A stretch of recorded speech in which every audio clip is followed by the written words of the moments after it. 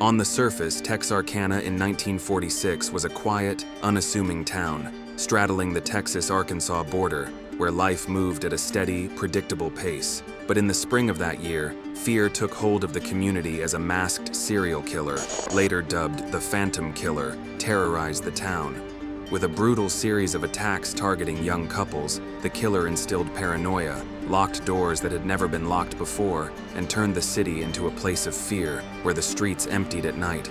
Even decades later, the case remains one of America's most chilling unsolved mysteries, inspiring urban legends, ghost stories, and even a horror movie.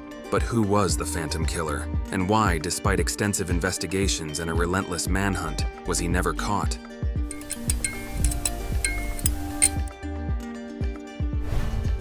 The terror began on the night of February 22, 1946. Jimmy Hollis, 25, and his girlfriend, Mary Jean Larry, 19, were parked on a secluded lover's lane after watching a movie together. At around 11:55 p.m., a man wearing a white mask, one that eerily resembled a pillowcase with holes cut for eyes, approached their car and shined a bright flashlight into their faces. Before they could react, the stranger ordered them out of the vehicle at gunpoint. Terrified, they obeyed. The assailant then struck Hollis in the head with his pistol so violently that his skull cracked. Larry, screaming for help, was forced to run. The attacker chased her down, sexually assaulted her with the barrel of his gun, and left her in the darkness, assuming she was dead.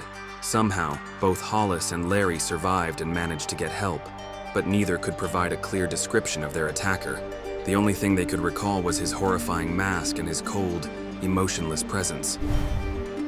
Barely a month later, on March 24th, the Phantom struck again, this time with deadly precision. Richard Griffin, 29, and Polly Ann Moore, 17, were found shot to death in Griffin's car near another lover's lane. This time, the crime scene revealed a disturbing ritual. Moore had been removed from the car and positioned on a blanket, suggesting the killer took his time. Unlike the previous attack, there were no survivors to provide information.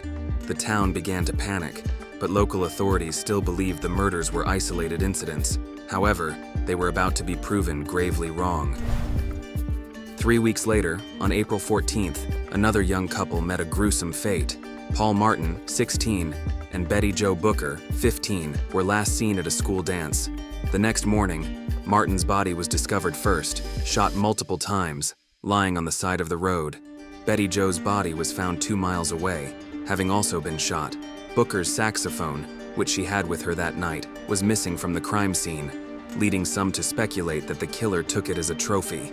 This attack sent Texarkana into a full-blown panic. Police ramped up patrols, the Texas Rangers joined the hunt, and curfews were implemented.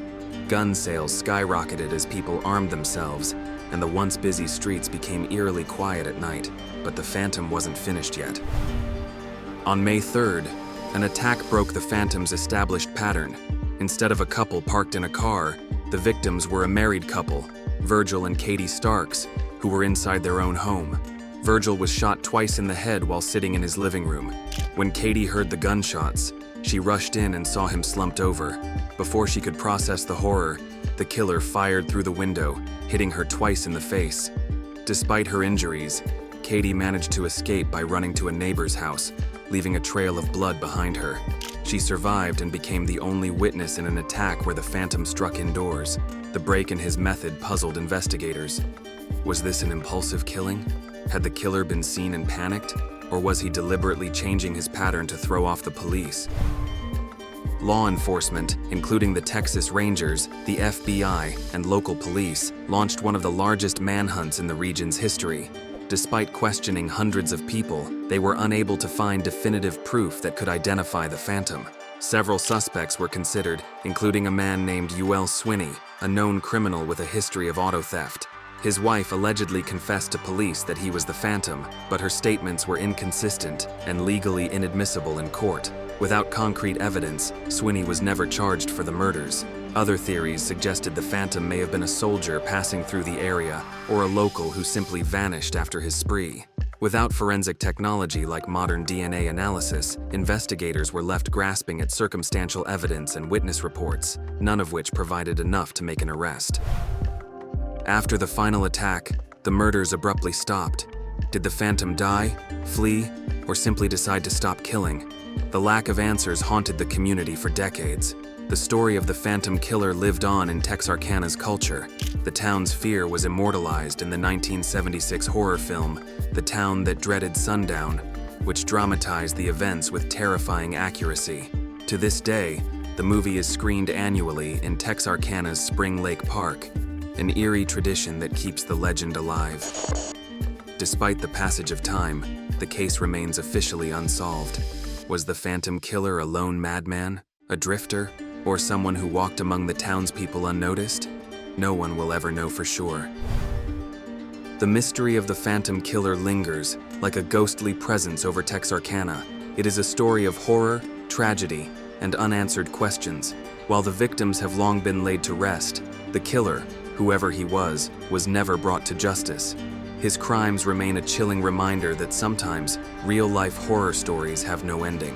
And so, the question remains, did the phantom killer disappear into the night, forever escaping justice, or was he someone the town knew, someone who even today remains a shadow in its history? Thank you for watching, but remember, the truth is always lurking in the shadows. If you're brave enough, subscribe for more true stories, because the next mystery might be closer than you think.